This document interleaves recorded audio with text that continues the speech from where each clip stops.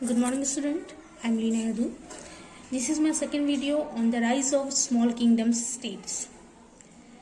So, in my previous video, I taught you about from where did these small kingdoms arises. कैसे small kingdoms का उदय हुआ, कैसे वो एक बड़े empire से छोटे छोटे kingdoms में divide हो गया. So today our topic is role of Brahmins and Bhatts. Brahmins helped powerful families establish royal dynasties and guided the new kings in governing their kingdoms.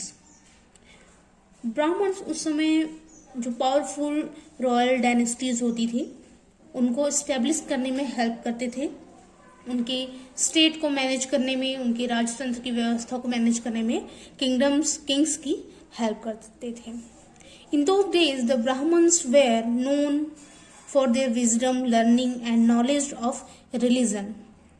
They were also respected for their understanding of governance and statecraft. That is why kings in North and South India invited Brahmins who lived on the bank of the Ganga and Yamuna rivers to settle in their kingdoms. Many kings used to inscribe their orders and edict on rock and copper plates. Poets and bards also wrote songs on praise to their kings.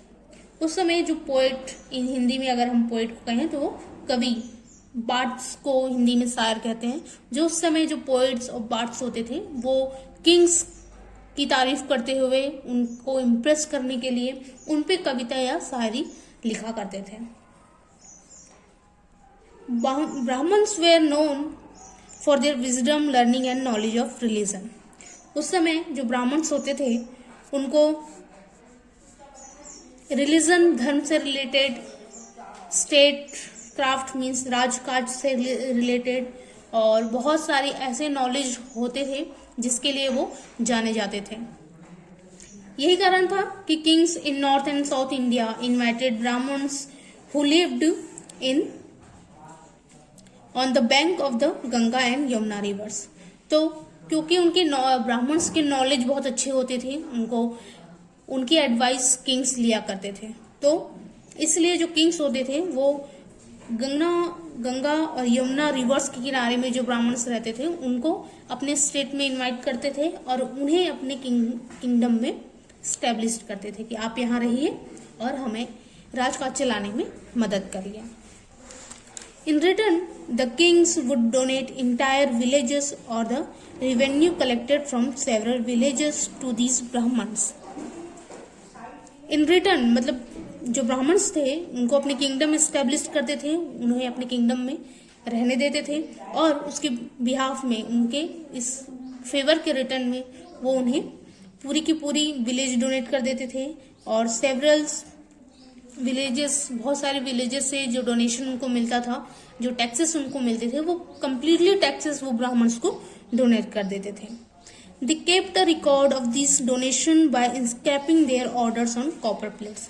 और जो भी चीज वो Brahmins को donate करते थे, जो भी चीज वो ब्राह्मण्स फैमिलीज को देते थे, उन सब चीज को वो लिखित रूप में रखते थे, कॉपर प्लेट्स में इंस्क्राइब मतलब लिख कर रखते थे कि हमने ये सारी चीजें ब्राह्मण्स को डोनेट की हैं.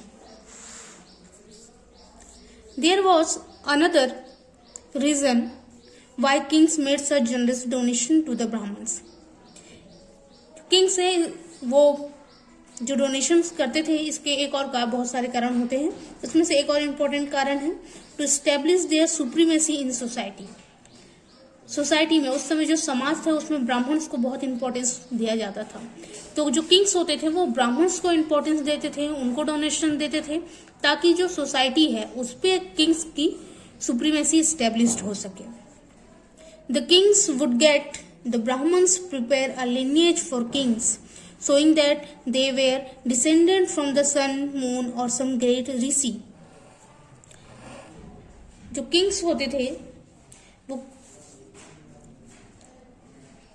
सोसाइटी में अपनी सुप्रीमेसी स्टैब्लिश करने के लिए ब्राह्मण्स को डोनेशंस देते थे और ब्राह्मण्स को कहते थे कि आप ऐसी माहौल बनाएं, आप ऐसा सिचुएशन, वातावरण, इन्वायरमेंट क्रिएट करें सोसाइटी में और लोगों से कहें कि हम जो राजा है, जो किंग है, वो किसी बड़े राजवंश से बिलोंग करते हैं, भगवान से रिलेटेड हैं और एक ग्रेट ऋषि के वंशज हैं।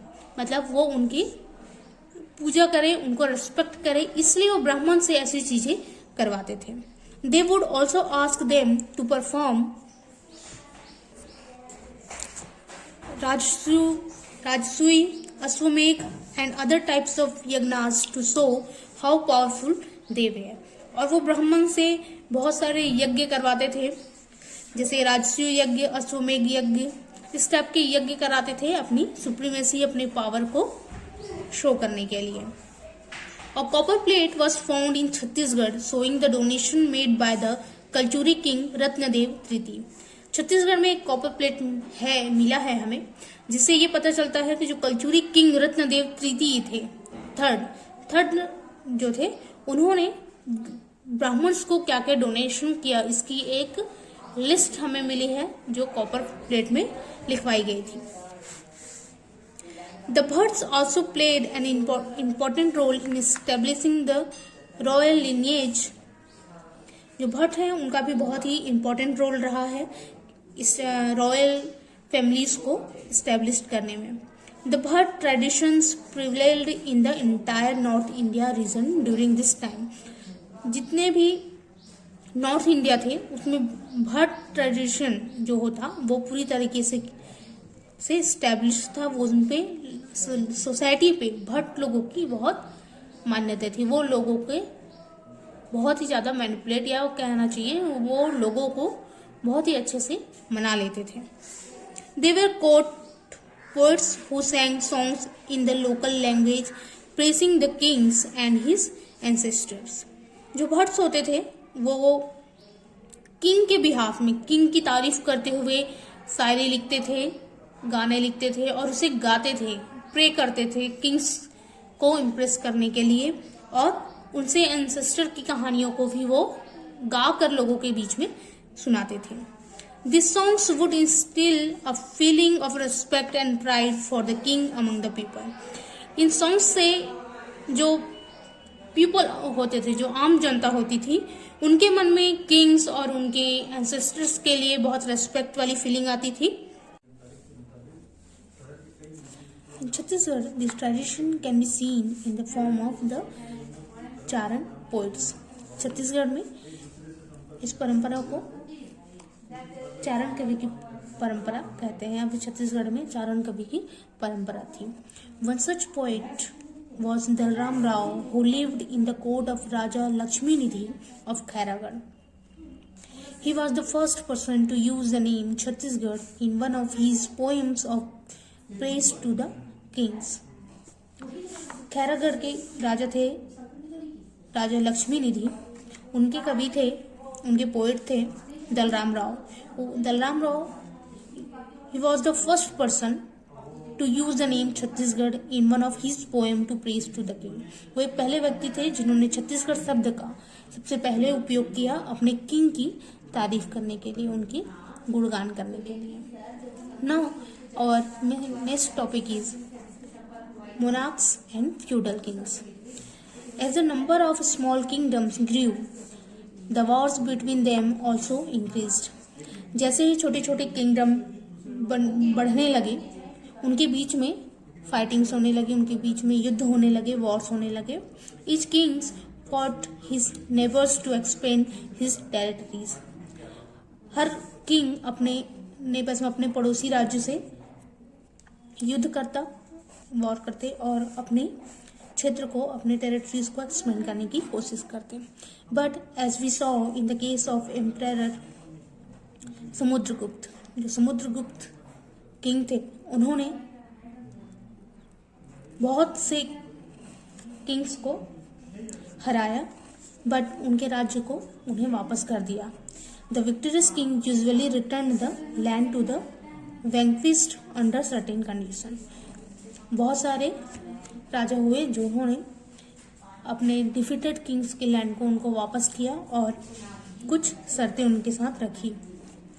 The defeated king had to accept his conqueror as his king and master.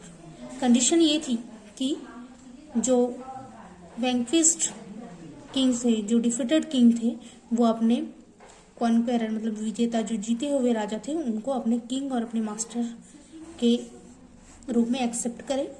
The Victor become the अधिपति और monarch, while the vanquished become his सामंत और feudal vassal. The victor means जो युद्ध में जीतने वाला राजा था, वो अधिपति और मोनार्क कहलाता था, while the vanquished become his सामंत और फ्यूडल वेसल. और जो डिफीटेड किंग थे वो सामंत और फ्यूडल वेसल कहलाते थे. To establish the victor's authority further, the defeated king was made to write his name in the following manner. जो हारे हुए राजा थे वो जीते हुए राजा की सुप्रीमेंसी दिखाने के लिए इस तरीके से अपने नाम को लिखा करते थे.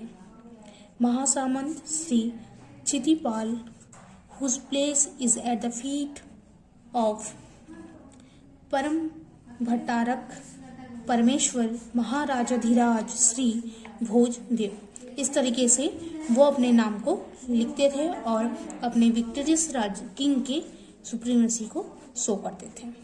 The feudal vassals would also give precious gift to the monarch to show their loyalty and gratitude. So जो फ्यूडल किंग्स होते थे वो अपनी लॉयल्टी और ग्रेटिट्यूड शो करने के लिए अपने विक्टोरियस किंग को बहुत ही टाइम टू टाइम बहुत ही प्रीशियस गिफ्ट किया करते थे. Whenever the monarch went to war, the feudals had to go with his armies to assist him in the battlefield. जब भी विक्टोरियस किंग को युद्ध में, वॉर में सेना आर्मीज की जरूरत होती थी, तो जो फ्यूडल्स किंग्स होते थे वो अपनी आर्मीज के साथ उन्हें हेल्प करने के लिए जाते थे. So we have one question here. What benefits did a victorious king get by returning the kingdom to the defeated king?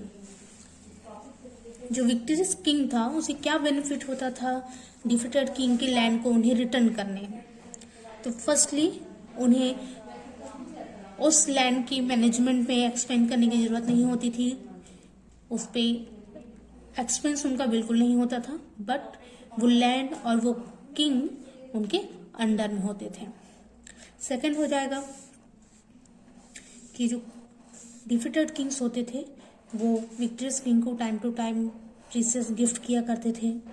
Third, जो डिफीटेड किंग है, जब भी विक्टोरियस किंग को उनकी ज़रूरत होती थी, उनकी आर्मीज की ज़रूरत होती थी, वो युद्ध में, वो वॉर में उनके हेल्प के लिए पहुंच जाते थे. Now we have another question in this paragraph.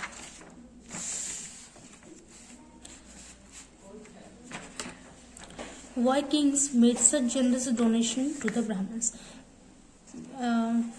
जो ब्राह्मण्स थे उनको किंग्स इतने एक्सपेंसिव और बहुत ज़्यादा डोनेशंस क्यों देते थे?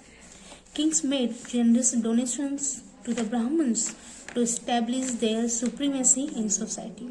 हमने पढ़ा कि जो किंग्स होते थे वो अपनी सुप्रीमेसी इस्टेब्लिश करने के लिए ब्राह्मण्स को इतने सारे डोनेशंस दिया करते थे. The kings would get the Brahmins prepared a lineage for kings showing that they were descended from the sun, moon or some great rishi.